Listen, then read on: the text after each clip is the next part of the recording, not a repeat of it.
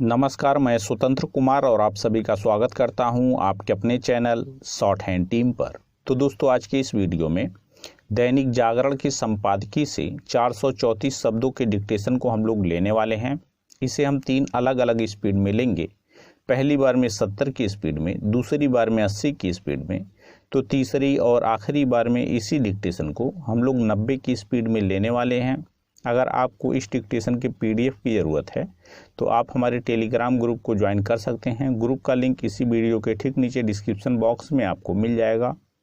तो 70 की स्पीड में आपका डिक्टेशन स्टार्ट होगा। 5 सेकंड के बाद तब तक के लिए आप रेडी रहें।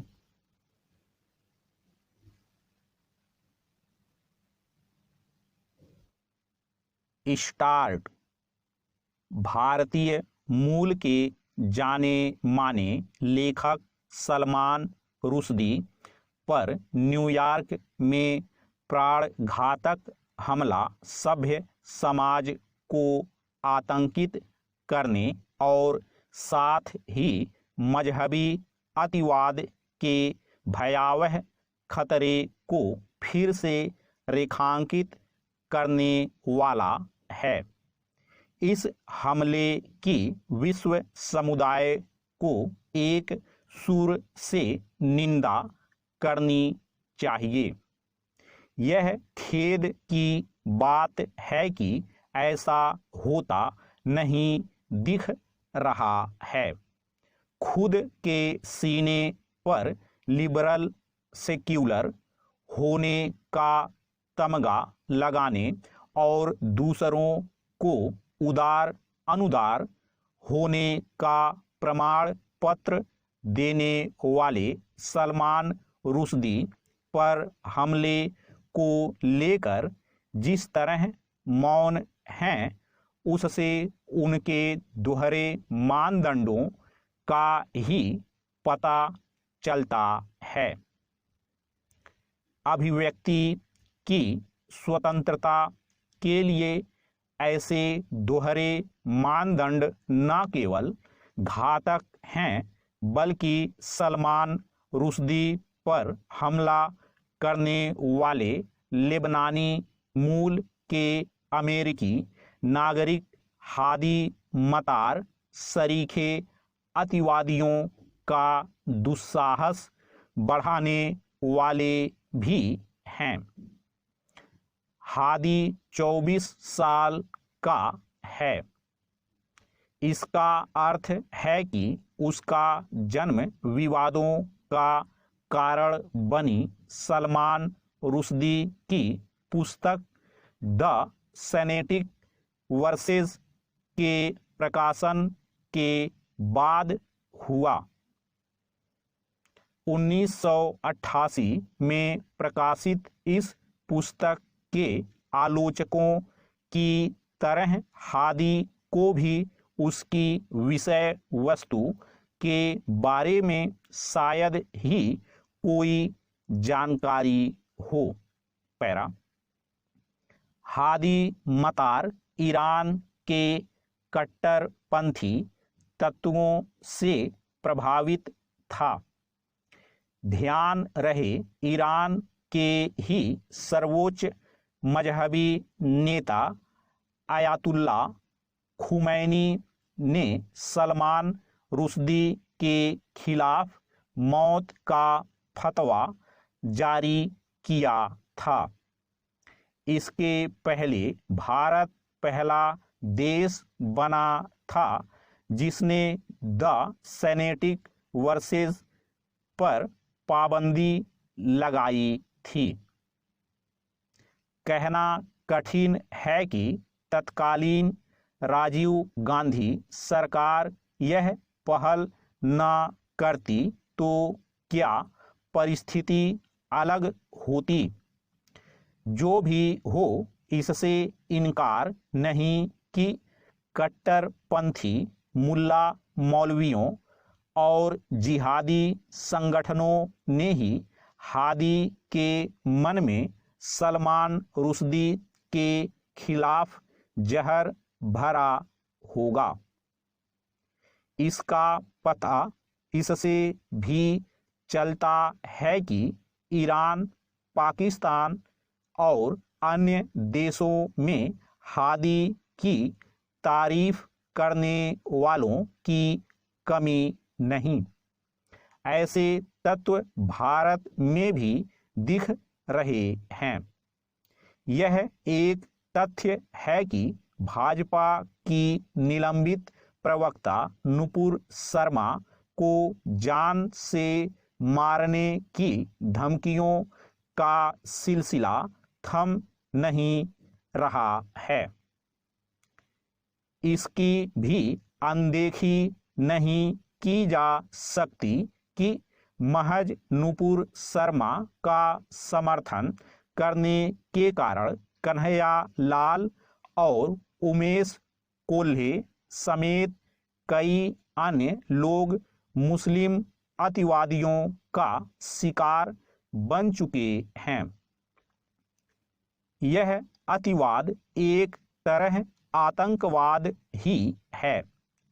पूरी दुनिया और यहाँ तक कि अमेरिका और यूरोप में भी मुस्लिम अतिवाद जिस तरह बेलगाम हो रहा है, उस पर मुस्लिम देशों को न केवल चिंतित होना चाहिए बल्कि उसे थामने के लिए ईमानदारी से सक्रिय भी होना चाहिए, क्योंकि हादी जैसे अतिवादियों के किए की सजा आम मुस्लिम नागरिक भुगतते हैं। मुस्लिम जगत को उन कारणों की तह तक भी जाना होगा जिनके चलते पढ़े लिखे मुस्लिम युवक भी अतिवादी बन रहे हैं। स्टॉप। दोस्तों, इसी डिक्टेशन को दूसरी बार में हम लोग 80 की स्पीड में लेंगे और आपका समय स्टार्ट होगा 5 सेकंड के बाद। तब तक के लिए आप रेडी रहें।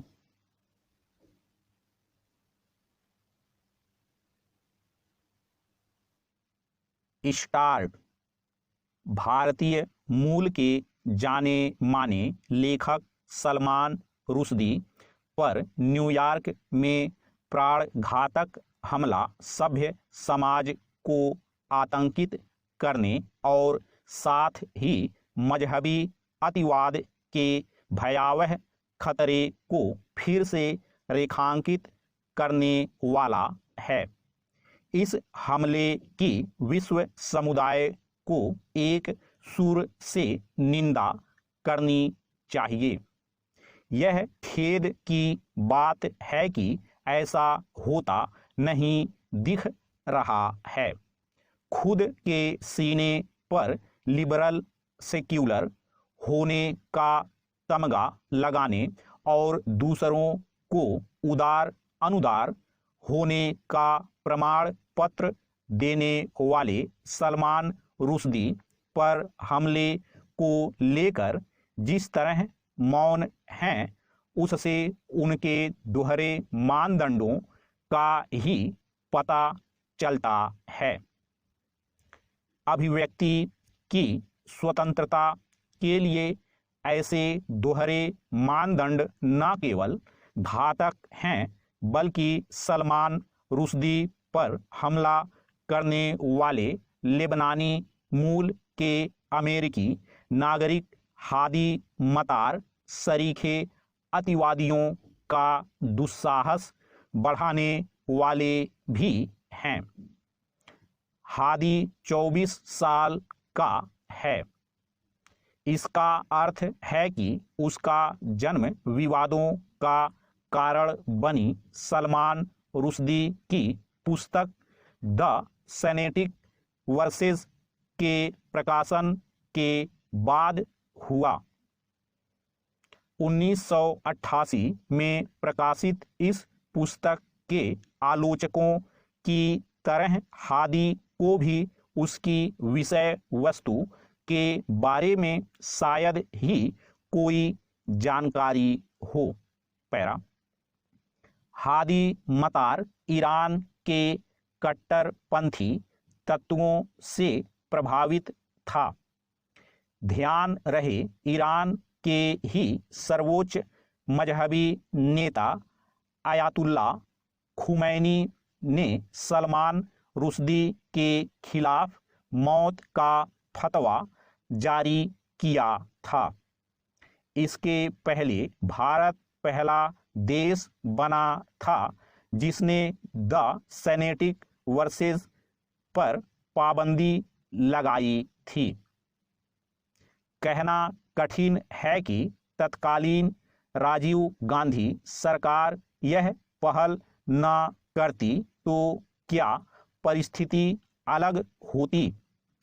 जो भी हो, इससे इनकार नहीं कि कट्टरपंथी मुल्ला मौलवियों और जिहादी संगठनों ने ही हादी के मन में सलमान रुश्दी के खिलाफ जहर भरा होगा। इसका पता इससे भी चलता है कि ईरान, पाकिस्तान और अन्य देशों में हादी की तारीफ करने वालों की कमी नहीं। ऐसे तत्व भारत में भी दिख रहे हैं। यह एक तथ्य है कि भाजपा की निलंबित प्रवक्ता नुपुर शर्मा को जान से मारने की धमकियों का सिलसिला थम नहीं रहा है। इसकी भी अनदेखी नहीं की जा सकती कि महज नुपुर शर्मा का समर्थन करने के कारण कन्हैया लाल और उमेश कोल्हे समेत कई अन्य लोग मुस्लिम अतिवादियों का शिकार बन चुके हैं। यह अतिवाद एक तरह आतंकवाद ही है। पूरी दुनिया और यहाँ तक कि अमेरिका और यूरोप में भी मुस्लिम अतिवाद जिस तरह बेलगाम हो रहा है, उस पर मुस्लिम देशों को न केवल चिंतित होना चाहिए बल्कि उसे थामने के लिए ईमानदारी से सक्रिय भी होना चाहिए, क्योंकि हादी जैसे अतिवादियों के किए की सजा आम मुस्लिम नागरिक भुगतते हैं। मुस्लिम जगत को उन कारणों की तह तक भी जाना होगा जिनके चलते पढ़े लिखे मुस्लिम युवक भी अतिवादी बन रहे हैं। स्टॉप। दोस्तों, इसी डिक्टेशन को तीसरी और आखिरी बार में हम लोग 90 की स्पीड में लेंगे और आपका समय स्टार्ट होगा 5 सेकेंड के बाद। तब तक के लिए आप रेडी रहें।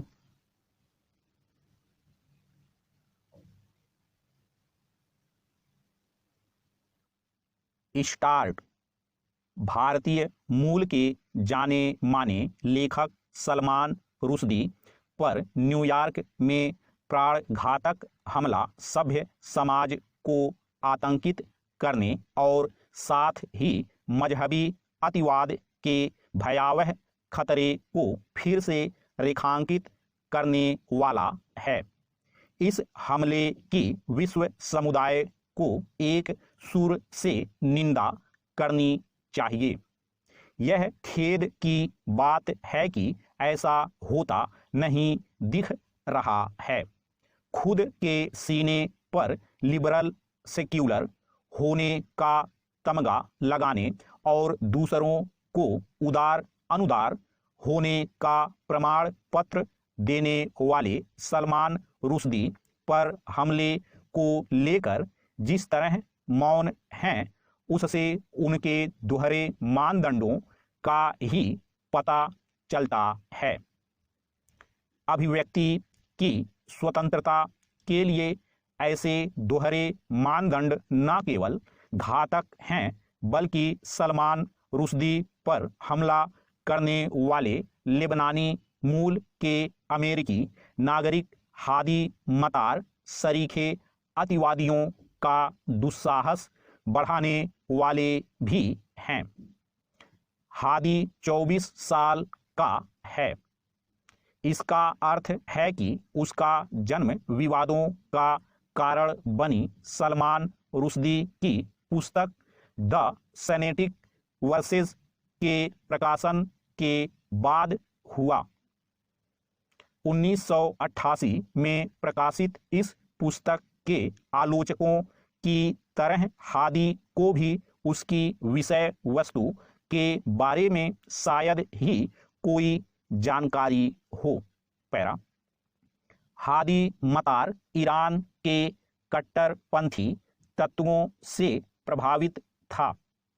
ध्यान रहे, ईरान के ही सर्वोच्च मजहबी नेता आयतुल्ला खुमैनी ने सलमान रुश्दी के खिलाफ मौत का फतवा जारी किया था।